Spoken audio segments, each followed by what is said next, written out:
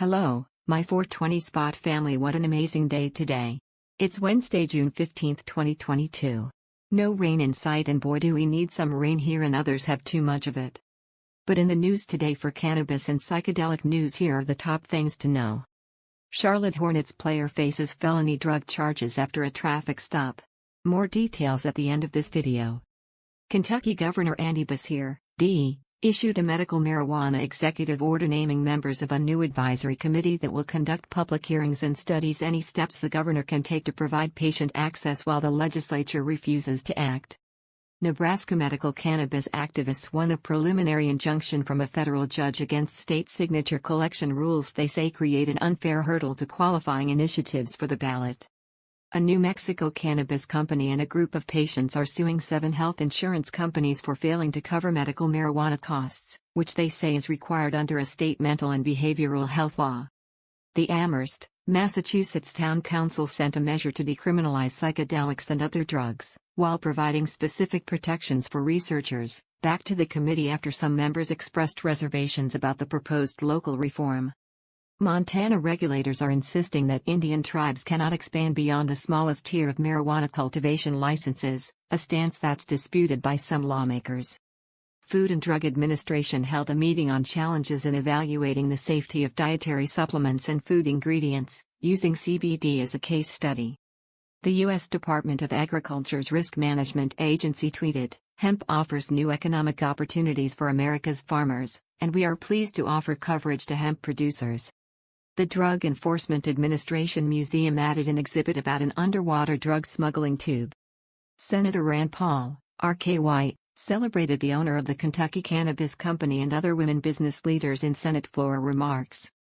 Wisconsin Democratic congressional candidate Mark Newman tweeted, "When elected, I will support the full legalization of cannabis, push to expunge and vacate all marijuana convictions, and support the reinvestment of revenue into communities hardest hit by the war on drugs."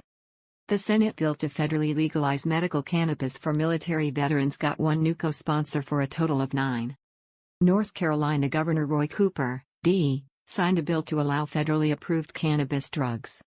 New Mexico Governor Michelle Lujan Grisham, D., included legalizing marijuana in a list of things we've delivered for New Mexicans.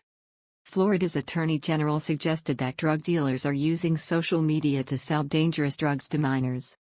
New Jersey's treasurer highlighted revenue growth and progress in the cannabis industry at an event. The Minnesota Supreme Court heard oral arguments in the case of a man arrested for possessing cannabis products just before the legalization of hemp. The West Virginia Legislature's Legislative Oversight Commission on Education Accountability discussed changes to rules on medical cannabis access by students at schools. A North Carolina senator's claim that a quarter of the nation's hemp crop is grown in the state was ruled false by PolitiFact. Connecticut regulators finalized rules on medical cannabis lab testing. Oregon regulators will consider marijuana issues at a meeting in public discussion on Wednesday. Michigan retailers sold $186.4 million worth of legal marijuana products in May. Arkansas dispensaries sold $22.45 million worth of medical cannabis products in May. Charlotte Hornets forward Montrezl Harrell is facing felony drug charges stemming from a traffic stop in Richmond, Kentucky, last month.